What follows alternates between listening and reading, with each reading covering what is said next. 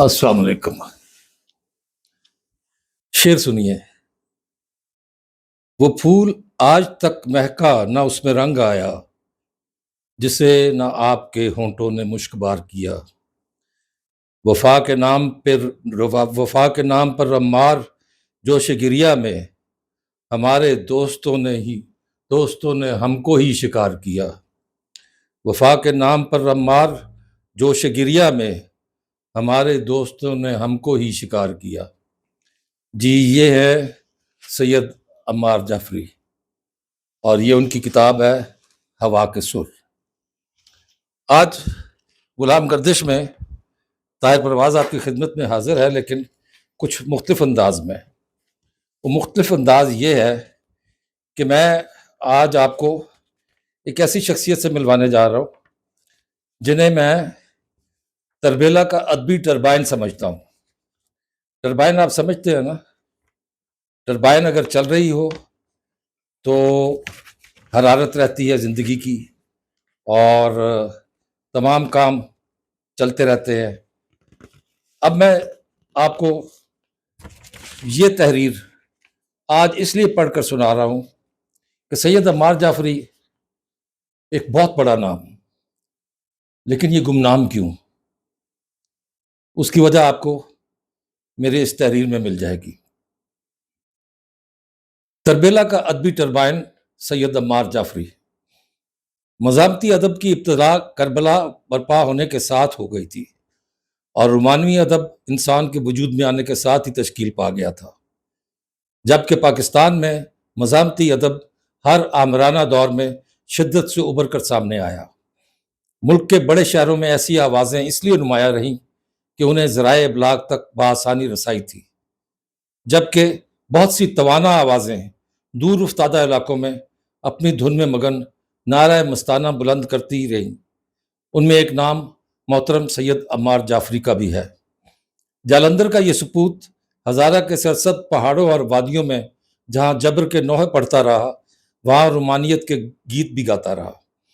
سید عمار جعفری دو نسلوں کے درمیان کی ایک کڑی تھے۔ وہ میرے والد محترم الطاف پرواز کے دوستوں میں سے تھے، اور میرے ساتھ ان کا رابطہ ایک بھائی کا سا تھا۔ میں انہیں اپنا بڑا بھائی کہتا تھا۔ میرے والد کے انتقال کے بعد اگر تواتر سے والد کے کسی دوست نے رابطہ رکھا، ان میں بھائی عمار سر فہرست ہے۔ جب بھی ان کا فون آتا تو میں باقاعدگی سے ان کے صاحبزادے، جو کہ بہت سینئر صحافی ہیں اسلام آباد میں، عطرت جعفری سے اس کا ذکر کرتا، مگر اب ان کا فون نہیں آتا۔ مگر عطرت نے بھائی جان عمار کی سنت کو برقرار رکھا ہوا ہے۔ ہم جس عہد میں جی رہے ہیں، یہ تعلقات عامہ کا دور ہے، جسے سوشل میڈیا نے اتنا مصنوعی بنا دیا ہے کہ آپ کو دوستوں کی فہرست میں اصلی دوست ڈھونڈنا مشکل ہے۔ ٹیکنالوجی نے رشتوں کو اتنا نازک بنا دیا ہے کہ ایک لمحے میں قبول اور دوسرے لمحے میں بلاک کر دیے جاتے ہیں۔ مگر سید عمار جعفری تربیلا کے کنارے بیٹھا وہ پیاسا تھا جو اس پیاس کو بجھانے کے لیے پورے ملک سے دوستوں کو بلا کر رشتوں کو مضبوط کرتا تھا اور محفلیں آباد کیا کرتا تھا۔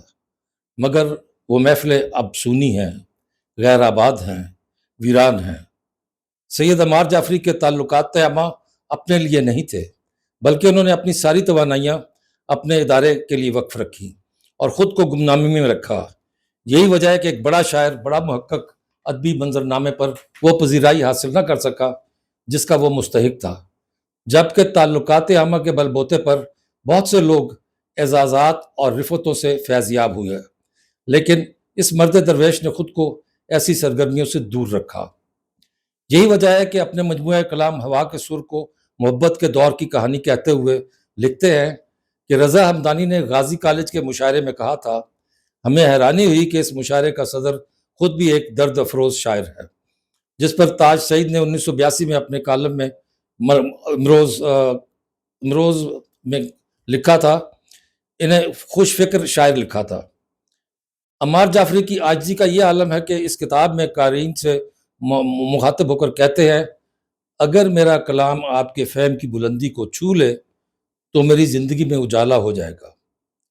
عمار جعفری کی شاعری کا مطالعہ کریں تو معلوم ہوتا ہے کہ وہ ساحر لدھیانوی فیض اور حبیب جالب سے بہت متاثر ہیں۔ ان کی نظموں میں نغمگی، غزلوں میں روانی، الفاظ کی برجستگی، ابلاغ کا بھرپور اظہار، تلمیحات اور استعاروں کا برمحل استعمال اور جبر و استبداد کے خلاف توانا لہجہ انہیں دوسرے شعراء میں نمایاں کرتا ہے۔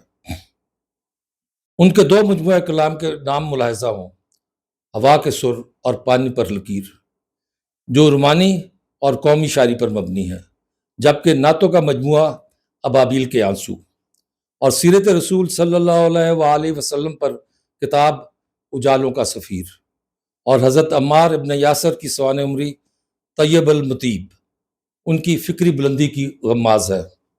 سید عمار جعفری نے ہجرت کے دکھوں کا رونا دھونا نہیں کیا، بلکہ اسے محبتوں کا ترجمان بنایا ہے۔ آپ ان کی نثری یا منظوم نگارشات پڑھنے بیٹھیں تو ایک نشست میں سب پڑھنے کو جی چاہتا ہے، اور یہی کسی کامیاب لکھاری کی پہچان ہوتی ہے۔ میرے لیے ان کی نگارشات سے انتخاب کرنا بہت کٹھن مرحلہ ہے، کیونکہ ان کی ہر نظم اور غزل کو مکمل پیش کرنا یہاں ممکن نہیں ہے۔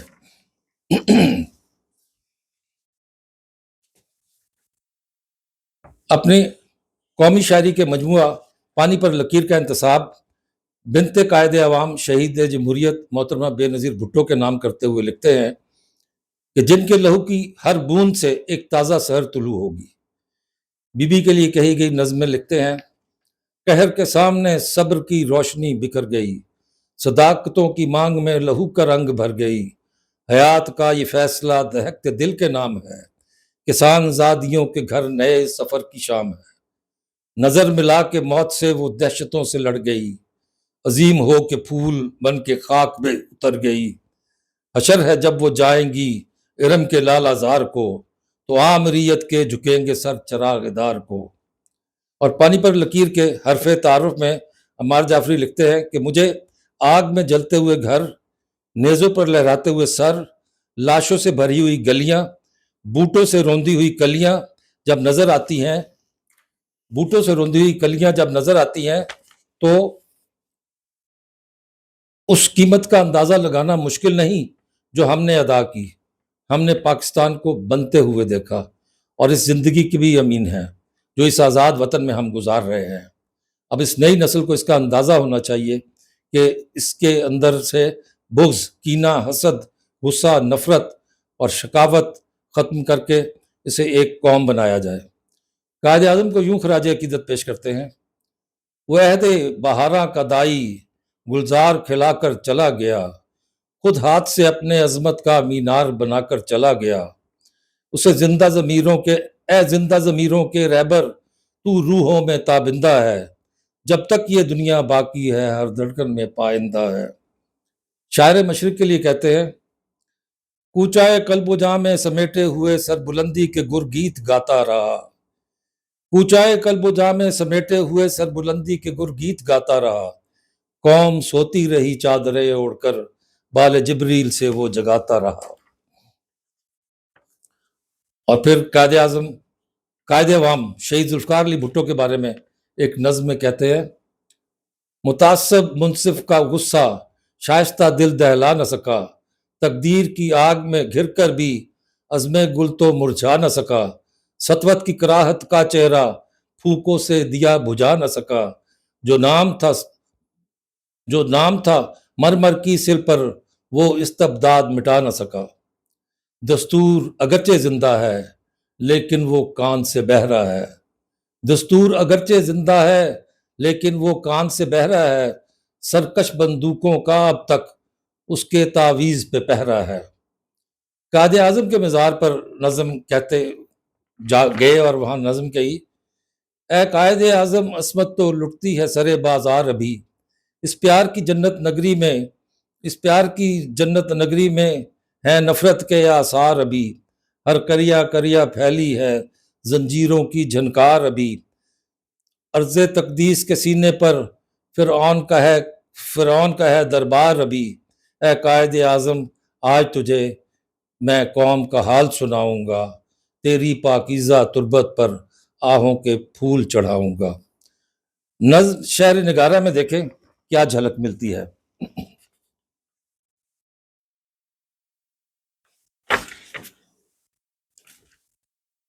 اے شہر نگارا تو ہی بتا، اب اس میں دیکھیے کہ کیا جھلک آتی ہے۔ اے شہر نگارا تو ہی بتا، کیا اب بھی لال حویلی میں ملہار کی تانیں اڑتی ہیں؟ پھر دیواروں کے سائے میں بے نور ردائیں لٹتی ہیں، جب زلفوں کے بل کھل جائیں کیا بارش کی رت آتی ہے؟ سنگیت کی محفل سجتی ہے، اب مل کر عید مناتے ہیں۔ غزل کے دو شعر ملاحظہ ہوں۔